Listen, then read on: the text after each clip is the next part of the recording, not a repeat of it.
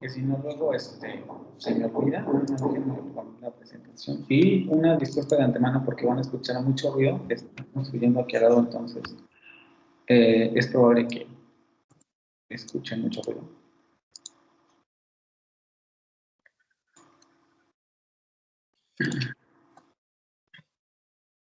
Okay.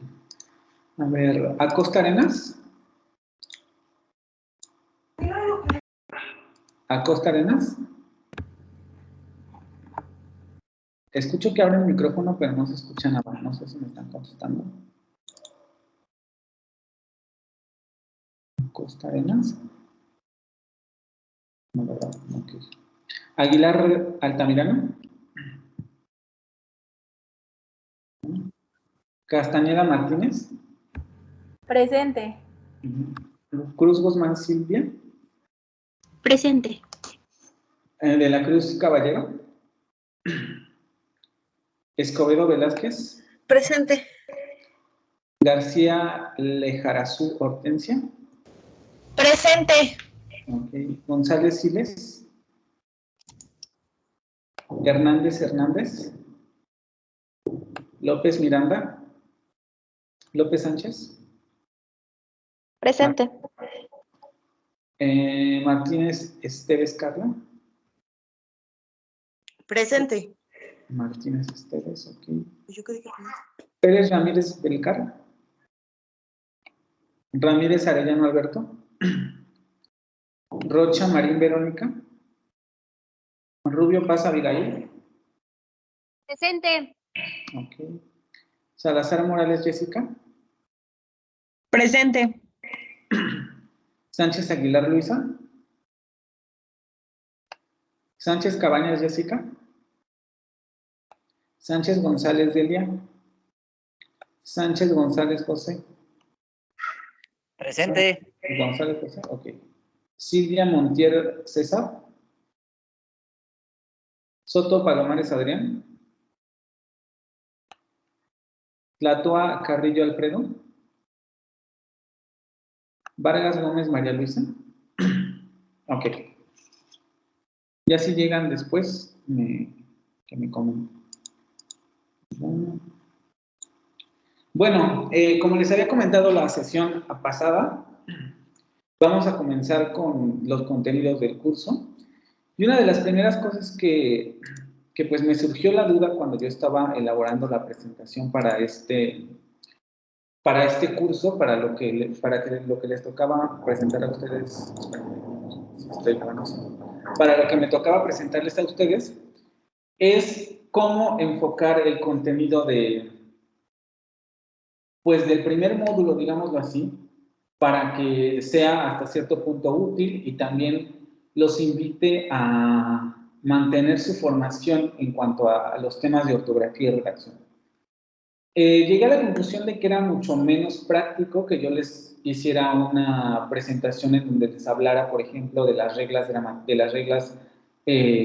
ortográficas del punto, de las reglas ortográficas de la raya o de las reglas ortográficas de las comillas. Porque en realidad, pues si les hablo de las reglas ortográficas del punto y coma, de las comas y de los puntos, de todos modos se van a quedar con los vacíos de ¿y cuándo se utilizan las rayas? ¿Y cuándo se utilizan los paréntesis? ¿Y cuándo se utilizan las comillas? ¿No? Por lo que les había comentado en la sesión anterior, no nos da tiempo de abarcar todos los temas que se tendrían que ver en cuanto a este tipo de temas. También, por otro lado, pensé que tanto nosotros como docentes, incluso el propio curso tal y como está planteado, tanto como ustedes como estudiantes, tendemos a pensar que la redacción de trabajos escritos se reduce a trabajar la ortografía y a trabajar la acentuación, ¿no? Con que sepas acentuar adecuadamente y sepas utilizar adecuadamente los signos de puntuación, tu ortografía ya mejoró.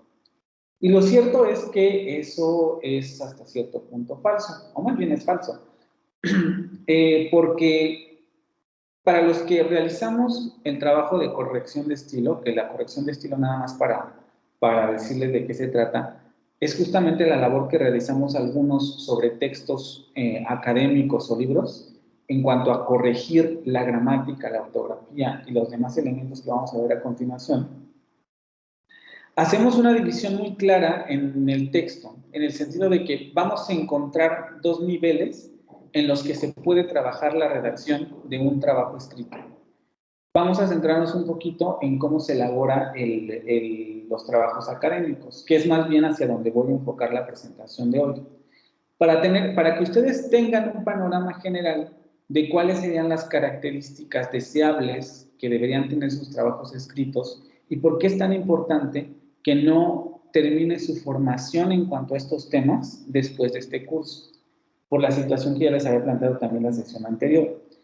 Ya no van a encontrar, por lo menos en UNITEC o en las universidades, ya no se encuentran cursos que se especifiquen necesariamente en ortografía y redacción, o que los propios maestros expliquen estos temas. Entonces, para que no abandonen su formación, tratar como de hacerles ver que el panorama es muy amplio y que necesitan continuar con sus estudios con relación a estos temas, ¿no? Entonces, como les decía, los correctores de estilo, y en muchos sentidos también la lingüística en general, distingue dos fases o dos niveles dentro de los textos. Una fase que podemos llamar la del formato y otra fase que llamamos la del contenido. En cuanto al formato, consideramos la ortografía y la gramática, que si se dan cuenta sería el nivel en el que nos quedaríamos si siguiéramos a pie juntillas el programa, o en el nivel en el que nos quedamos prácticamente todos cuando hablamos de corrección en la redacción o de mejoramiento en la redacción, ortografía y gramática. Pero dentro del formato también se consideran aspectos tipográficos, en un momento veremos de qué se tratan, de configuración de la página y de otros elementos que son los que generalmente piden los profesores o la persona que esté pidiendo el escrito en cuestión. Encabezado, formato de citas, portadas, etc. Eso sería en cuanto al formato. Pero también tenemos el nivel del contenido. ¿Y qué es lo que se considera dentro de este nivel? En primera instancia, el vocabulario, no solamente en cuanto a qué tanto manejo yo o qué tantas palabras manejo yo del vocabulario, sino problemas específicos que se relacionan con el manejo del vocabulario. La semántica oracional, que en términos generales se podría resumir en qué significan mis oraciones. La semántica discursiva, que es qué significa mi discurso o qué significa todo mi texto. La organización textual, que sería cómo se organiza toda la estructura de mi texto, y las propiedades de coherencia y cohesión, que son algunas propiedades que tiene el texto en particular, ¿no? Y estos son los dos factores o los dos niveles en los que nos fijamos para realizar la corrección, pero en este sentido también en los que ustedes deberían de fijarse para elaborar trabajos escritos de mayor calidad. Vamos a ir viendo uno por uno para que vean de qué se trata y cuando quieran ustedes pueden realizar preguntas, ¿no? Bueno, en cuanto al formato, el primer aspecto que tenemos es el de la ortografía y la gramática. Los primeros dos puntos no son secretos para nadie, ¿no? Mejorar acentuación y mejorar el uso de signos de puntuación.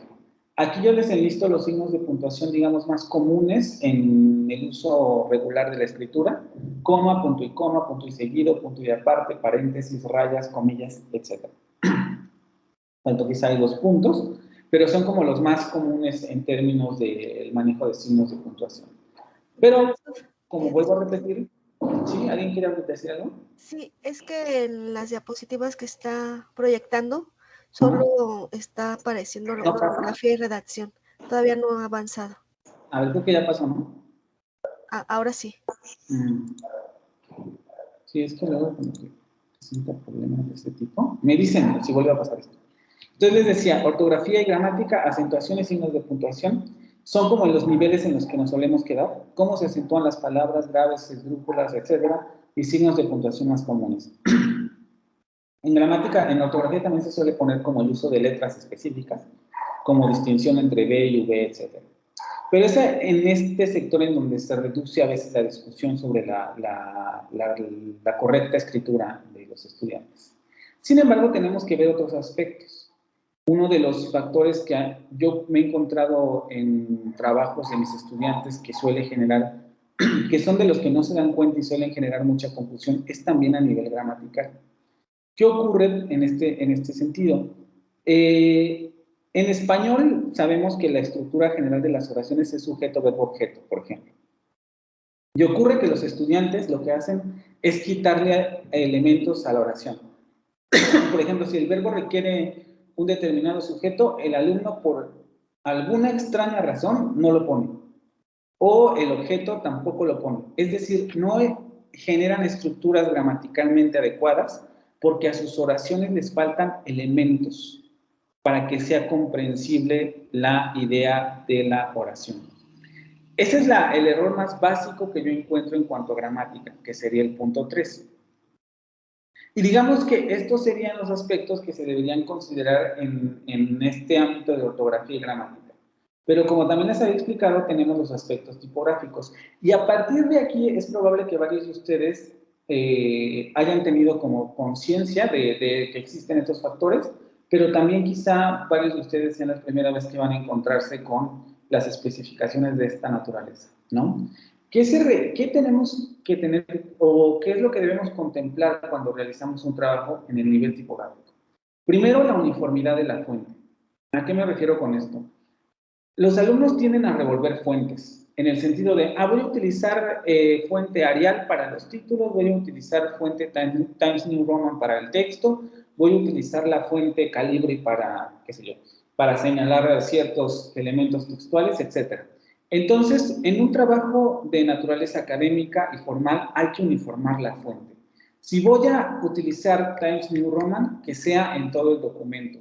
Si voy a utilizar Arial, que sea en todo el documento. Que además, debo decirles que son las únicas dos fuentes que generalmente se aceptan. Times New Roman y Arial. Meterle alguna otra puede generar ciertos problemas en términos de esta fuente no es tan formal como las otras. Entonces, ese es el primer aspecto, uniformidad de la fuente. El uso adecuado de negritas, cursivas y redondas. Esto se refiere a que los alumnos suelen utilizar colores, por ejemplo, para resaltar determinados elementos de su texto.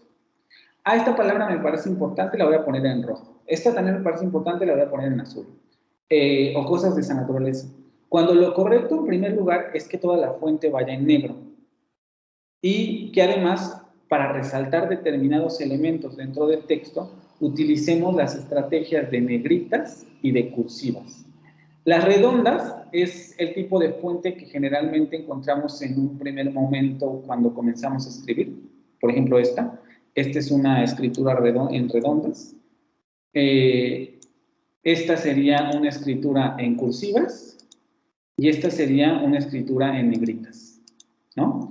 Entonces, en términos generales, la redonda es la fuente que se utiliza durante todo el texto y las cursivas y las negritas se utilizan para a lo mejor señalar un neologismo, para señalar un anglicismo, para señalar que este elemento es relevante en cuanto a, es un concepto importante del texto, vamos a dar una definición y queremos resaltar el concepto en términos visuales, se pone negrita, etc. Y hay que comenzar también a pensar en eso. Tratar de eliminar lo más posible el uso de otro tipo de fuentes, el uso de colores y el uso a lo mejor de otro tipo de ornamentación en la fuente. Tamaño de fuentes para indicar títulos. Esto también es algo que no se suele tener en cuenta, pero esto es muy importante. Tiene que ver también primero con que ustedes puedan identificar cómo separar su texto en títulos y en subtítulos. Pero ya que hicieron eso, los títulos también deben llevar específicamente un formato. A lo mejor, bueno, más bien en términos generales, los títulos principales van en negrita, los subtítulos van en cursiva. Pero hay veces que también pueden señalarse por tamaño, ¿no? A lo mejor le voy a poner un punto de más a los subtítulos, o un punto de menos a los subtítulos y un punto de más a los títulos principales. La idea en cuanto a la tipografía es que todo el texto sea visualmente homogéneo, ¿sí? Entonces, tratar de utilizar una única fuente o utilizar un único formato para los títulos y para los subtítulos. Formato uniforme de tablas, imágenes o gráficas. Esto es muy importante porque los alumnos especialmente en este punto suelen tener muchos problemas. Revuelven tablas, las tablas no están bien elaboradas, ¿no? A lo mejor no están considerando adecuadamente los decimales, están utilizando colores de más en la tabla que no aportan nada en términos de contenido.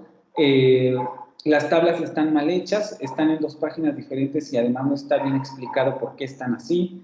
Lo mismo ocurre con las imágenes. Las gráficas también suelen generar mucha confusión porque dependiendo de cuál sea el tipo de estudio vamos a escoger una determinada gráfica, pero suele suceder que los estudiantes revuelven gráficas. Primero ocupamos un diagrama, unas gráficas de barras, luego ocupamos diagramas de flujo, o luego ocupamos también 2 gráficas de barras, pero una gráfica de barras la ponemos en porcentajes y la otra la ponemos con números naturales. No. Si vamos a utilizar porcentajes durante todo el texto o durante toda la argumentación que se relaciona con esa tabla, hay que utilizar porcentajes en toda la tabla o en todas las tablas que remitan a esos datos, ¿no? La idea sería uniformar el formato con relación a estos elementos. Y otra cosa que suele olvidarse y que no se poner pie de foto o pie de tabla o pie de gráficas. Explicar de qué se trata la tabla, ¿no? O sea, que ustedes pongan la imagen ahí no le dicen nada al profesor. Tienen que explicarle por qué está la imagen ahí o por qué decidieron ustedes poner esa imagen y qué está aportando al texto. Eso también es importante. Y con relación a lo anterior de las negritas, las cursivas y la uniformidad de la fuente, utilizar los colores de manera adecuada según el texto en el que ustedes estén trabajando. Es decir, no está prohibido en términos generales usar colores. De hecho, podemos utilizar varios, pero siempre que haya alguna razón de peso para utilizarlos, ¿sí? Si a lo mejor se me agotó el recurso de las negritas y las cursivas, entonces ahora podría hacer uso de un color, pero tengo que explicarlo, ¿no? ¿Por qué estoy utilizando este color? Visualmente, ¿para qué me está sirviendo? ¿Qué es lo que quiero resaltar con ello?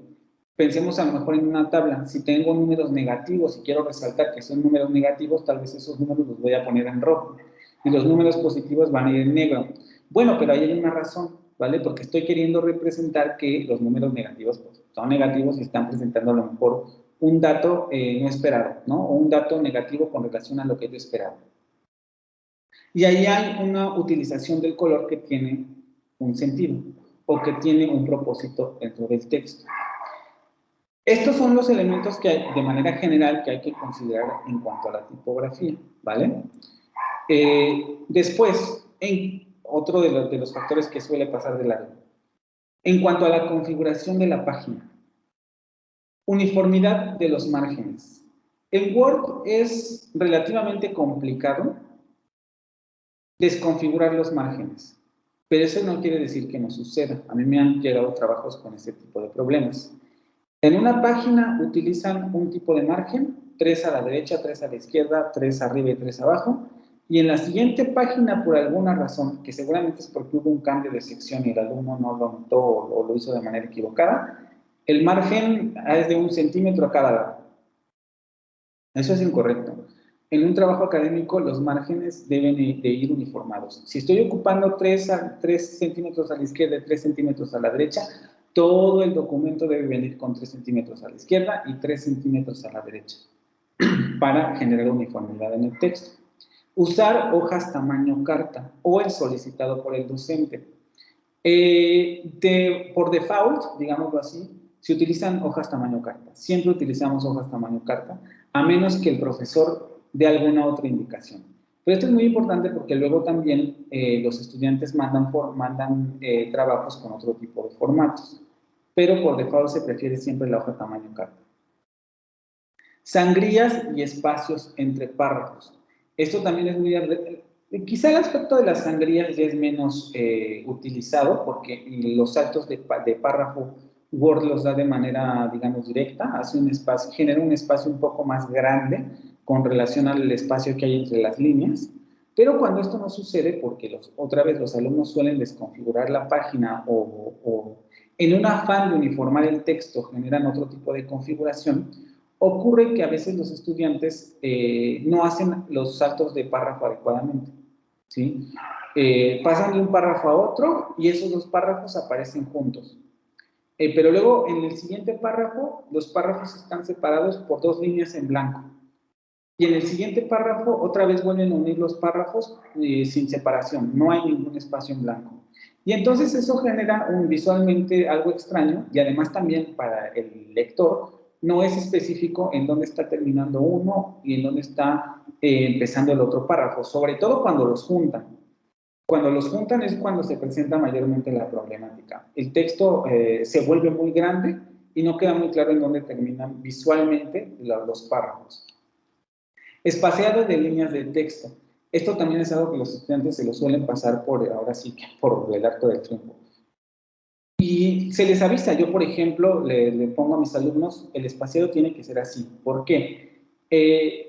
Por regla general, el espaciado puede ser de 1.5 o 2 centímetros entre líneas, el interlineado. Se puede escoger entre uno de esos dos. ¿Por qué? Porque quizá ahorita en la plataforma en la que ustedes están de Blackboard, no es muy notorio porque se pueden realizar los comentarios como en globitos al lado de la página, o incluso se puede realizar el comentario en esa línea y se puede reducir la fuente lo más posible para que quepa en el interlineado. Pero si estuviéramos en un momento de clases presenciales y tuvieran ustedes que entregar su trabajo de manera física, es importante dejar el interlineado para que el profesor pueda hacer las correcciones pertinentes si es que las hace, ¿sí? Que les den espacio para escribir. Entonces, por eso se pide también el espaciado entre líneas. No olvidar eso. Justificación de texto. Lo que se refiere a la justificación de texto es que cuando nosotros escribimos un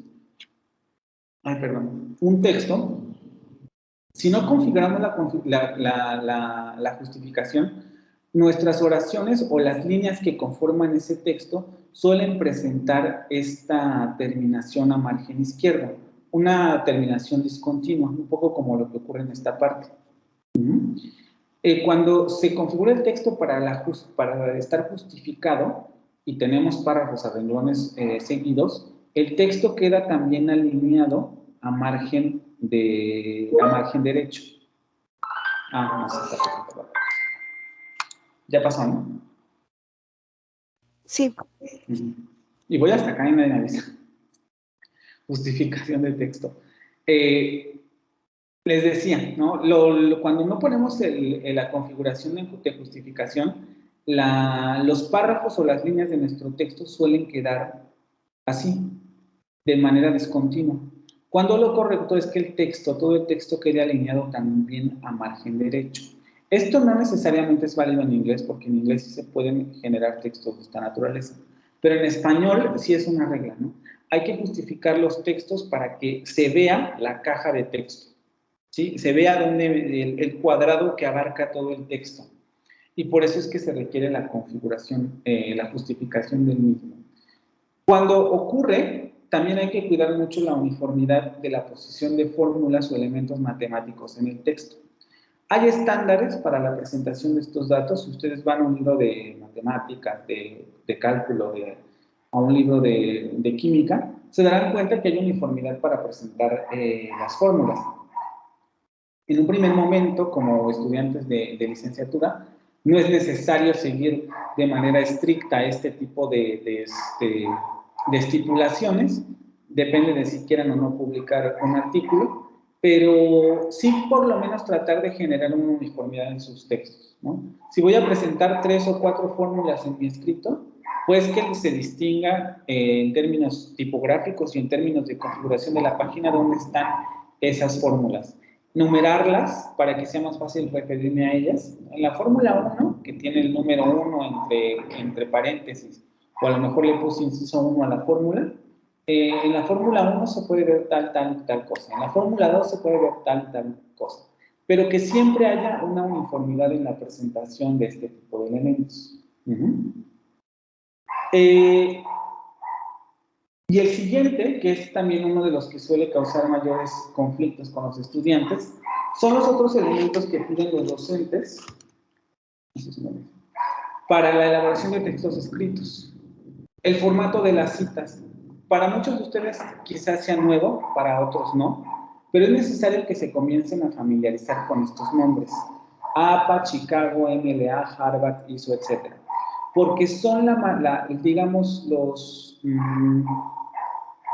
las fuentes de estilo más recurrentes en términos académicos para elaborar las citas de nuestros trabajos escritos. Especialmente en UNITEC y en general en prácticamente todas las universidades se está adoptando el formato APA. Pero eso no quiere decir que no tengan que a lo mejor conocer alguno de estos otros, porque tal vez alguna revista o alguna carrera en específico prefiera alguno de estos otros formatos de citación. Y es necesario que se vayan a se familiaricen con eso.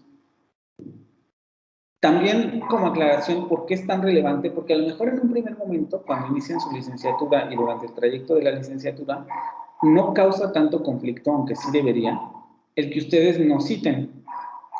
Porque yo o como docente uno les puede poner, aquí no está citando, ¿no? Es necesario que pongas comillas y X, porque a lo mejor lo hicieron por una equivocación. Pero si estamos hablando de trabajos escritos con un mayor peso, como por ejemplo una tesis, una tesina o un artículo, el uso de un correcto formato de citas ayuda a evitarnos problemas legales, porque aquí sí ya estamos hablando de plagio. Y el plagio, si es que alguien se da cuenta que lo cometiste, sí es motivo de demandas legales. Sobre todo cuando estamos hablando de textos que ustedes ya están presentando para obtener un título o para obtener un determinado espacio en una revista de investigación científica, eso sí es plagio. Ya no van a tener al maestro que les diga, esto va entre comillas, no. Ahí directamente, si el autor se da cuenta que ustedes están citando inadecuadamente o no citaron su texto, los pueden acusar de plagio. Por eso es súper relevante que desde ahora comiencen a preocuparse por este asunto. Manejar alguno de estos formatos de citación, sobre todo APA. El apartado de referencias bibliográficas, que generalmente es una lista al final del texto, en donde ustedes ponen todos los libros o elementos que hayan consultado para elaborar su trabajo. De manera general, esta lista siempre también sigue directrices que ya están dadas por el formato de citación que ustedes hayan elegido utilizar en su trabajo. Pero, como les digo, en un primer momento, por lo menos es necesario que vayan de manera uniformada, ¿no? Entender que si tengo 10 libros, hay un formato específico para citar un libro y todos esos 10 libros deben estar citados de la misma manera. Si tengo 3 páginas de internet que estoy citando en mi trabajo, también hay un formato específico para citar páginas de internet, dependiendo de si ustedes están en APA, Chicago o MLA, y es necesario que yo siga las directrices para citar esos 3 artículos de la misma manera. Porque luego los alumnos suelen citar como les gusta o como creen que se cita, y eso genera muchos conflictos, ¿sí? No sabemos quién hizo la página, no sabemos en qué año la consultaron, no sabemos dónde está el link, luego ya no se encuentra la página y entonces es imposible comprobar si el alumno la consultó o no. Y por eso es tan relevante elaborar bien este apartado. Portadas sobrias y bien cuidadas. Los alumnos siempre les suelen poner portadas a su trabajo porque generalmente se los piden en los niveles precedentes. El asunto es que las presentan como en los niveles precedentes. A veces les ponen imágenes, les ponen colores, etc. Y estas son cosas que deben evitarse. O incluso el mal uso de fuentes, ¿no? Los títulos quedan excesivamente grandes y se cortan en la página. Los nombres quedan también a lo mejor muy pequeños y en líneas separadas. Errores de ortografía en las portadas, ¿no? Incluso en apellidos. Generan también los errores ortográficos y es necesario que si van a poner una portada traten de que se vea bien, ¿no? Y que tenga los aspectos tipográficos y ortográficos adecuados para que no genere ningún problema. Encabezados regulares y cortos. Esto depende también de si el profesor o ustedes mismos quieren agregar un encabezado o un pie de página a todo el documento, que es algo que se puede hacer. Es necesario que traten de seguir las indicaciones del profesor, ¿no? Que sean encabezados cortos, dependiendo de cómo los pidan, pero en general se prefieren que sean cortos, porque no queremos que el encabezado tenga media cuartilla, ¿no? Ni que los pies de página tengan media cuartilla. sea, que sean rápidos, cortos, para clasificar a lo mejor el documento. Y en cuanto al formato del trabajo, esto sería más o menos todo lo que se tendría que contemplar con relación a la escritura de esta parte del trabajo. ¿Alguien tiene alguna pregunta al respecto?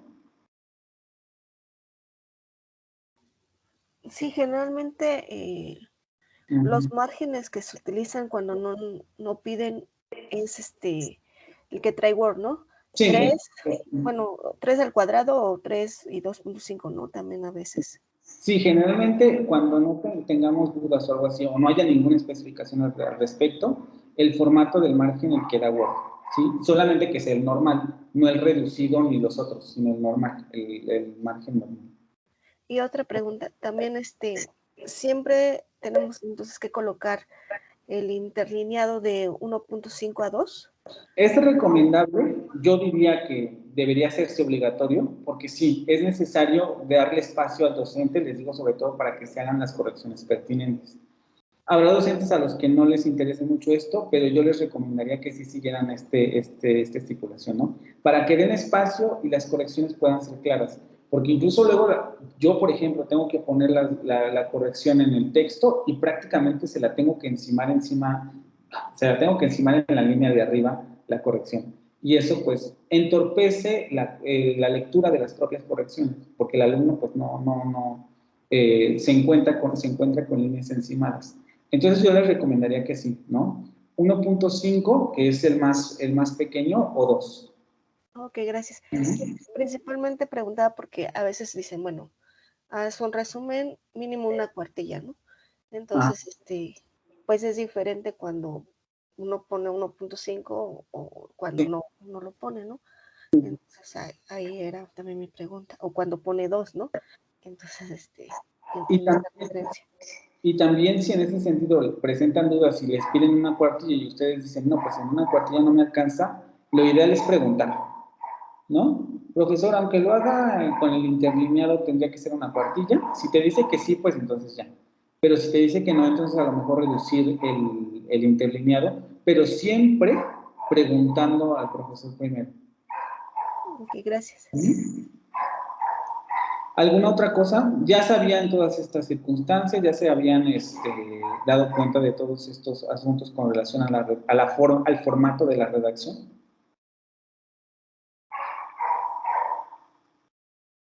¿No? ¿Ningún otro comentario? Entonces, bueno, vamos a pasar a lo del contenido para ir viendo las otras partes. En cuanto al nivel del contenido, también es necesario contemplar otro tipo de factores. ¿Puede pasar la diapositiva, por favor? Pues es que cómo se pasa. No. Ahí ya está, ¿no? Es necesario contemplar otro tipo de factores. El primero sería el vocabulario. Conforme ustedes vayan avanzando en la licenciatura, evidentemente van a ir enriqueciendo su vocabulario técnico, pero es necesario que desde ahora comiencen a preocuparse por eso. Hay que dominar los conceptos que se están planteando en la materia, porque los alumnos no suelen percatarse de esto, pero se nota cuando, por ejemplo, yo hago participar a los míos, que no dominan los conceptos técnicos, tampoco es necesario que los dominen al 100, pero se nota que ni siquiera los estudian, y entonces generan definiciones o participaciones confusas, porque no logran dominar las palabras técnicas que se utilizan para determinados elementos. Y es lo mismo que ocurre en los escritos. Si tú no dominas el lenguaje técnico, por lo general vas a redactar ideas confusas y extrañas con relación a los contenidos técnicos de la disciplina en la que ustedes estén estudiando. Entonces es importante comenzar a preocuparse por enriquecer su lenguaje técnico, sobre todo con relación a la carrera que están por estudiar. Evitar el uso de vicios del lenguaje. Esto tiene que ver con si mi vocabulario es amplio o mi vocabulario es corto. Esto se mejora con la lectura, ya lo veremos en el siguiente módulo. Pero es importante comenzar a preocuparnos por cómo estamos manejando las palabras. Hay que evitar cacofonías, que son, por ejemplo, que en un párrafo tengamos repetida muchas veces una terminación que suele pasar mucho con los gerundios o con los adverbios terminados en mente, y en un párrafo ponen de 5 a 10 adverbios terminados en mente. Rápidamente, comúnmente, solitariamente, etc. Y varios que terminan en esa pronunciación. Y entonces cuando lo lees se genera una lectura cacofónica. Tratar de evitar también las redundancias, que simplemente quiere decir lo mismo con otras palabras, ¿no? Un poco como lo de las repeticiones. Esto también es muy relevante porque los alumnos tampoco suelen darse cuenta, pero ocurre que hay párrafos en donde ya repitieron la idea 3 veces. Y entonces el párrafo se hizo enorme cuando lo podían haber acortado a decir la idea una sola vez, y a lo mejor les quedaban 2 renglones y podían ocupar esos otros 10 renglones en enriquecer la idea principal. Pero no, repitieron durante todo el párrafo la misma idea. También hay que cuidar eso. Tautologías. Estas son cosas que los alumnos también suelen hacer. Es un término complicado, pero simplemente quiere decir realizar definiciones con el propio término. Una redundancia muy básica sería decir la casa es casa. Perdón, tautología. No estoy diciendo nada nuevo porque estoy definiendo el mismo concepto, o estoy definiendo el concepto con el mismo concepto. La casa es casa, pues sí, ni modo que sea una silla, ¿no?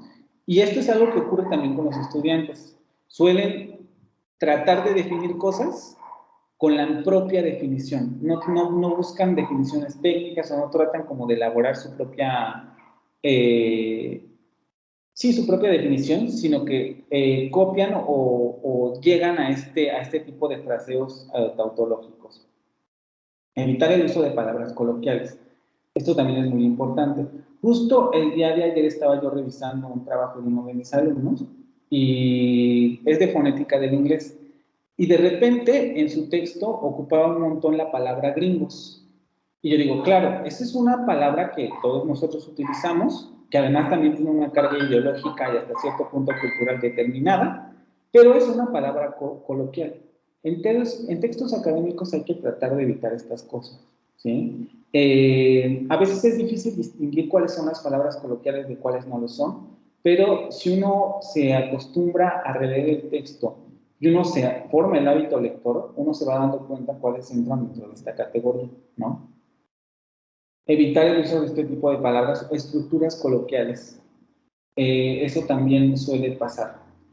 Escribir en tercera persona. Depende aquí mucho del texto que les pidan. Por ejemplo, el trabajo del que les estoy comentando era un comentario a una película. Entonces, bueno, como es un comentario, ahí puedes tú meterte y decir, a mí me pareció que la película fue tal.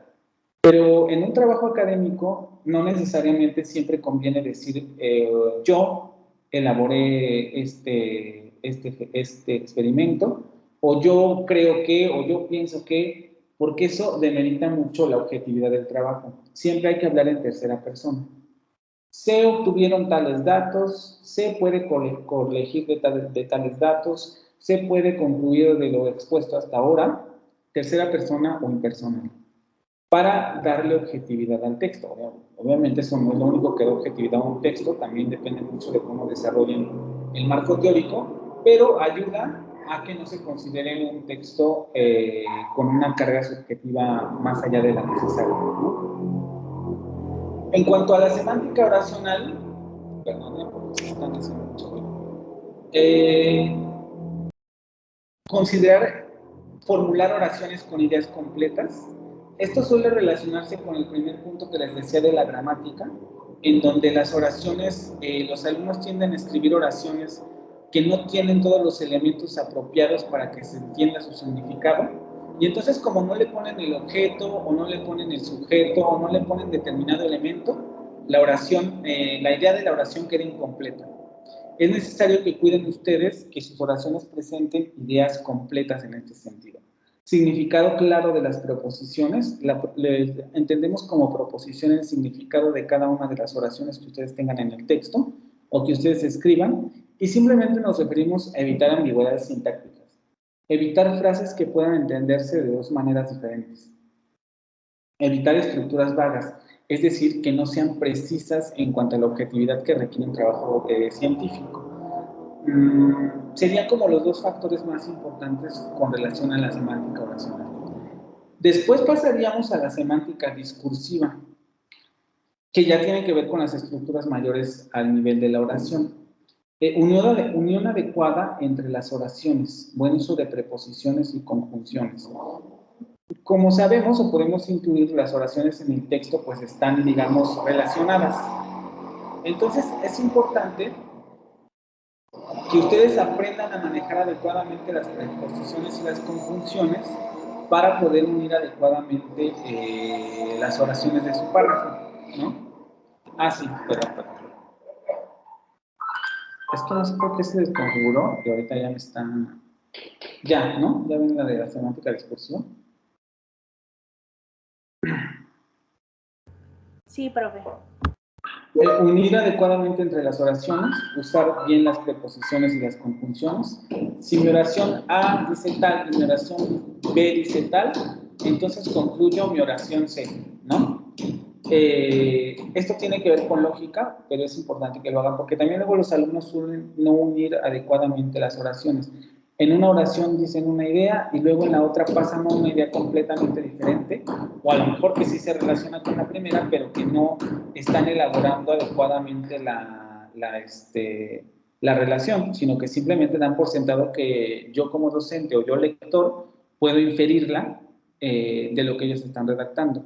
Y no, es un poco como me decía a mí mi maestra, ¿no? Y así me decía ella, y por eso se los digo, escríbeme como si yo fuera tonto y yo no entendiera las inferencias, ¿sí? Tienes que decirme lo que tú crees que yo puedo deducir, pero tú me lo tienes que escribir. Tienes que escribir todo lo que sea necesario para que yo entienda lo que tú estás tratando de decir. Párrafos correctamente elaborados, idea principal con sus ideas secundarias. Esto también es muy importante porque los alumnos suelen elaborar párrafos que no necesariamente contemplan esto. Tienen un párrafo y en ese párrafo ya tienen 3 o 4 ideas principales, ¿no? O tienen un párrafo en donde están, que podría dividirse en dos y separar esas dos ideas principales. Entonces, siempre considerar que los párrafos se componen de eso, una idea principal con las ideas secundarias que ayudan a explicar esa idea principal. Y si es posible o necesario, ejemplos, ¿no? Lo que ejemplifique la idea principal. Unión adecuada entre párrafos, buen uso de marcadores discursivos. Hay que comprender el texto como una estructura homogénea, es decir, todo el texto es una sola estructura, y es necesario que los párrafos vayan conectados de manera adecuada, ¿no? Si la idea principal de un párrafo se relaciona con la idea principal del siguiente párrafo, hay que aprender a unificar o a unir la idea de ese párrafo, del primer párrafo con la segunda. ¿Cómo lo hacemos? ¿Qué tipo de marcadores discursivos se tienen que utilizar para realizar esa unión? Si se dan cuenta, esta parte ya es en la que menos pueden estar ustedes familiarizados y es la más compleja, porque ya tiene que ver con aprender a distinguir ideas principales en los párrafos, ideas secundarias, manejar marcadores discursivos complejos como en consecuencia, sin embargo, pero, en contraposición. Ese tipo de marcadores discursivos tienen un uso muy particular que no necesariamente se maneja en un momento, porque de hecho incluso en términos de ortografía no son temas recurrentes, porque ya son temas más difíciles. Organización textual, secciones bien definidas dentro del texto. Aquí les pongo las secciones que generalmente suelen tener un trabajo académico. Una introducción, un marco teórico, es decir, esta va a ser la teoría que yo voy a utilizar para presentar mis datos, para analizar mis datos, perdón. Presentación de datos si es el caso. Por ejemplo, si hice una entrevista o hice una encuesta, presento la encuesta, cómo la apliqué y los datos que me arrojaron. Discusión de datos. Analizo los datos de mi encuesta desde la perspectiva del marco teórico que planteé al principio y luego mis conclusiones. Un trabajo de investigación académica suele tener estas características, ¿no?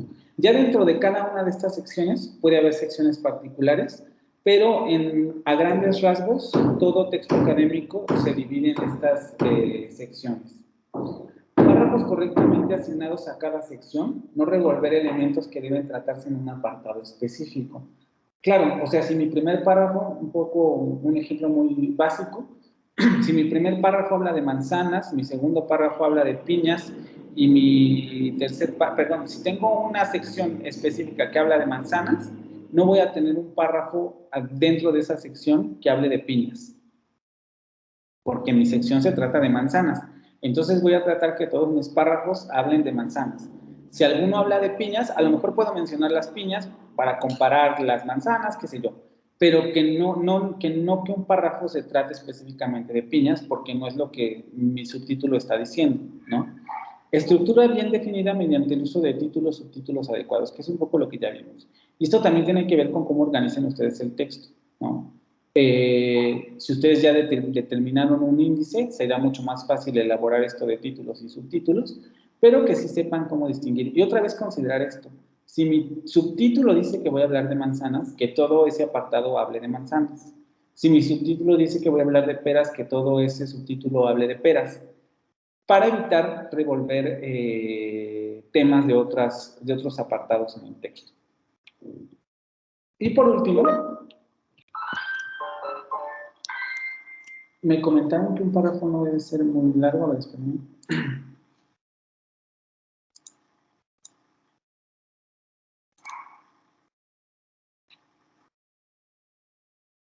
Me comentaron que un párrafo no debe ser muy largo, como bien entre 5 y 6 líneas. ¿Es correcto? No necesariamente. Depende de qué tan extenso sea tu tema, ¿no? O sea, si tú abres un libro de texto o abres un libro cualquiera, te darás cuenta que hay párrafos de hasta 20, 30 líneas. No necesariamente es así, ¿no? Depende de la idea principal y depende de qué tan importante sea explicar más a fondo esa idea principal del párrafo. Se dice eso porque efectivamente en un trabajo académico, cuando te lo piden de 5 cuartillas, pues no vas a hacer un párrafo de una cuartilla porque no te va a alcanzar lo que resta del documento para elaborar lo demás. Pero esto más bien tiene que ver con la idea principal. O sea, ¿qué tan importante es meter más ideas secundarias en esa idea principal o no? Como guía sí sirve en el sentido de, en un primer momento trata de elaborar párrafos pequeños para después ir pasando a párrafos más grandes. Pero en principio, como estrategia inicial sí, pero hay que tener cuidado porque no necesariamente tiene que ser así. Porque si nos ceñimos a esa regla, podemos llegar en un punto en el que escribamos párrafos y le quitemos cosas que podrían ser importantes solamente por tratar de conservar 5 o 6 líneas, ¿no? En eso hay que tener cuidado. ¿Sí? Sí, gracias. Como les digo, solamente hay que abrir un libro de texto para darse cuenta que, pues no, hay párrafos que constan hasta de 30, 40 líneas. Incluso hay veces que hay párrafos de hasta una página. Coherencia y cohesión, el otro aspecto, ya vamos a tener que son 18. Tendríamos, a pesar de la división en secciones, el texto debe presentar uniformidad en el tema y en la manera de tratarlo. Esto es súper importante. Si ustedes en el título del texto me están prometiendo que van a hablar de frutas, pues yo espero que me hablen de frutas. No va a haber de repente una sección de carne, o una subdivisión de carne, o una subdivisión de legumbres. A lo mejor puede haber referencias a estos otros alimentos en el sentido de que a lo mejor comparan carbohidratos, qué sé yo, ¿no? O sea, cosas de esa naturaleza. Pero si el título dice que solamente van a hablar de frutas, pues que el tema central sean las frutas. Y no de repente se abra todo un capítulo completo para hablar de manzanas, perdón, de carne, ¿no? Y esto es importante tenerlo en cuenta. Evitar hablar de asuntos o situaciones que no se plantearon en la introducción, no desarrollar temas de más. Si me van a hablar de frutas, no me hablen de carne, o por lo menos no que sea otro tema del texto, ¿no? Pero también encontramos la contraparte. Cerciorarse de que todos los temas planteados en la introducción y en los índices se trataron a lo largo del texto.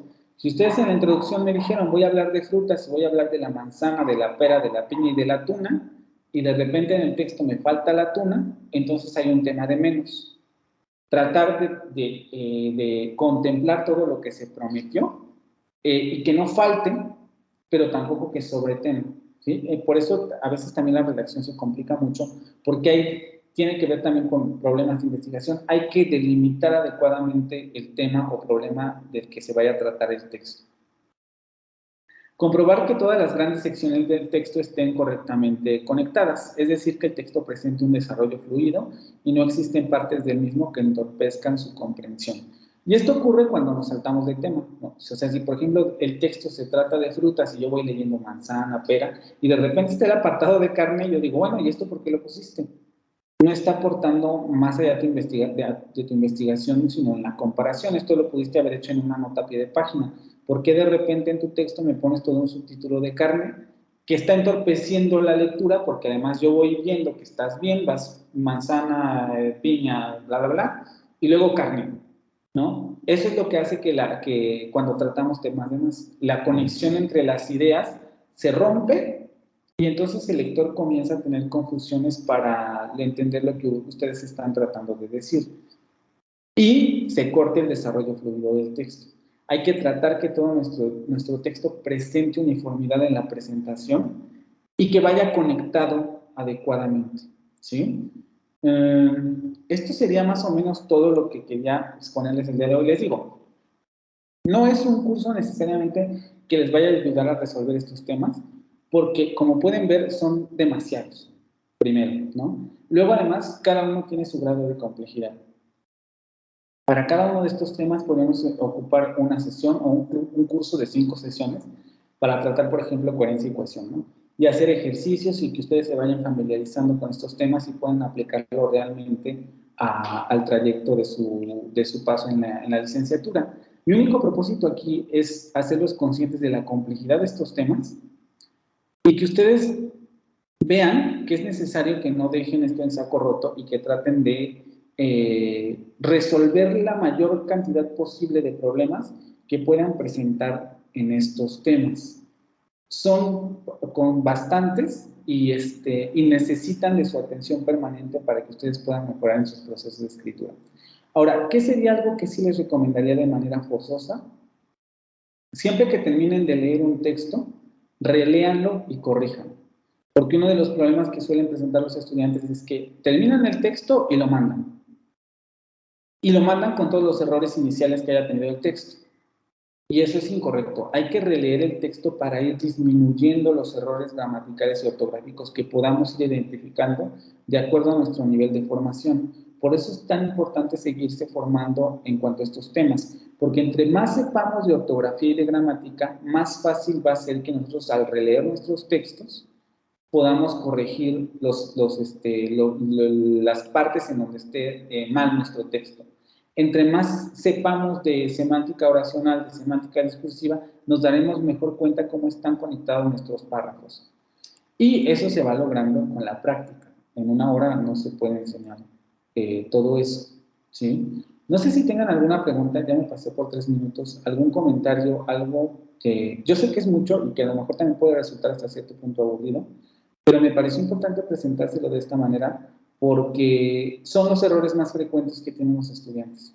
Los trabajos que a mí me presentan, la mayoría van en este sentido.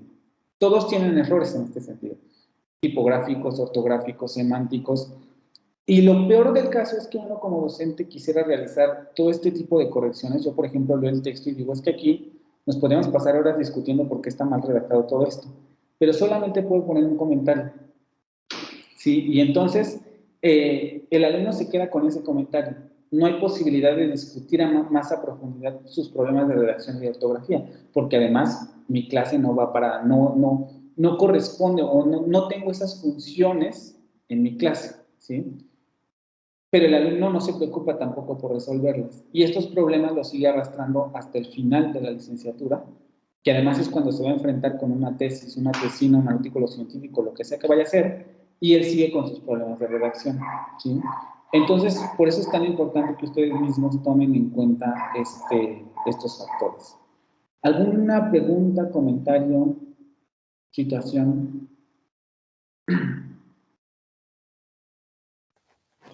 Por mi parte, no. ¿No? ¿Alguien más?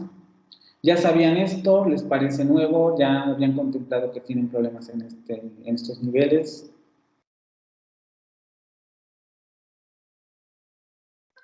Sí hay un tema muy fuerte en relación a la redacción, sobre todo en trabajos académicos, una parte que yo considero muy necesaria para poder mejorar los trabajos es justamente esta parte en la que podamos entender el desarrollo de un tema y la parte que referencia él mismo, pero poderlo plasmar dentro de un trabajo para que tenga la formalidad académica. En mi caso me surgen muchas dudas a la hora de redactar. Ahorita que usted mencionaba el tema de las manzanas y que de repente metemos carne, pues sí, es algo que suele pasar, no sé si sea de manera consciente o inconsciente, a la hora de estar redactando, tomamos la idea de un autor, tomamos la idea de otro autor, pero de repente el tema ya se nos fue de las manos, y entonces inconscientemente creo que es, ahorita que usted lo escalaba de esta forma, se me hizo muy buena alternativa para volver a leer el trabajo al final y a lo mejor mejorar en ese aspecto, pero siento que sí, en la parte de redactar y de formalizar la información que entregamos en los trabajos académicos, creo que necesitamos un poco más de herramientas. A lo mejor sí nos hace falta investigar, pero también creo que es parte de la irresponsabilidad que no ejercemos a la hora de responsabilizarnos en los trabajos, pero también siento que esa información es muy amplia, profesor, y la verdad es que a la hora de querer entregar un buen trabajo, pues como usted bien dijo, salen y salen y salen temas que se pudieran analizar en la estructura, en la semántica, en el análisis de las ideas principales, secundarias. Entonces, yo creo que también sería bueno que nos dieran a lo mejor alternativas de cómo mejorar todos estos temas. Digo, ya que se tiene como muy consciente que pasa, para que Sí. sí, al final de la carrera podamos tener el menor número de lagunas en cuanto a cómo se redacta una tesis, cómo se hace una metodología de investigación, cómo podemos plantear una idea concreta para poder desarrollarla y poder entregar un trabajo a tiempo, porque la verdad es que sí, al final de las carreras el tema de desarrollar la investigación final se vuelve, pues para muchos incluso un... Es una tortura, ¿no? Para muchos. Exacto, sí, sí, sí. Sí. Sí, sí, y mencionas varios puntos importantes que te digo, no da tiempo de tocar todos, pero sí, o sea, además de todos estos problemas de redacción, por ejemplo, algo que mencionaste muy relevante, además tenemos que considerar los problemas de metodología de la investigación, ¿no?